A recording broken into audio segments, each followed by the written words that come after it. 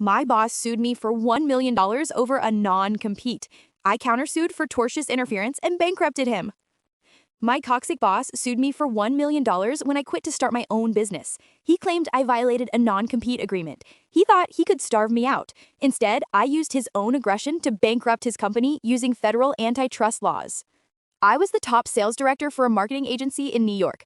I generated $5 million in revenue annually. My boss, Richard, was a tyrant who refused to give me a raise for 3 years. When I finally quit to launch my own agency, Richard warned me, "If you take a single client, I will bury you." I didn't take any of his clients. I started from scratch. But Richard was paranoid. 2 weeks after I launched, I was served with a massive lawsuit.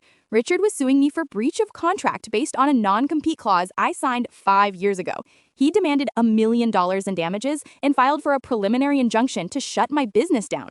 I was terrified. I hired an expensive employment lawyer. She looked at the contract and laughed. "OP," she said, "this non-compete is garbage. It bans you from working in marketing anywhere in the world for 10 years. No court in New York will enforce that. It's an illegal restraint of trade." But Richard didn't stop at the lawsuit. He started playing dirty. He found out who my new clients were, clients I found on my own, and he emailed them. He told them I was being sued for fraud and theft, and then if they worked with me, they would be dragged into the lawsuit too. My new clients panicked and fired me. Richard had successfully destroyed my revenue. That was his fatal mistake. By contacting my new clients and spreading lies to stop them from working with me, Richard committed a serious tort called tortious interference with prospective economic advantage. My lawyer went on the offensive. We didn't just defend the non-compete, we countersued for tortious interference, defamation, and violation of the Sherman Antitrust Act.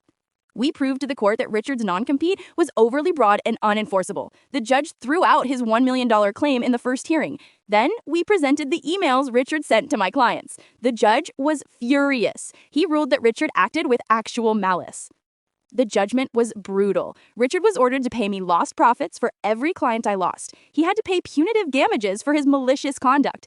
He was ordered to pay 100% of my legal fees. The total judgment against him was $2.5 million.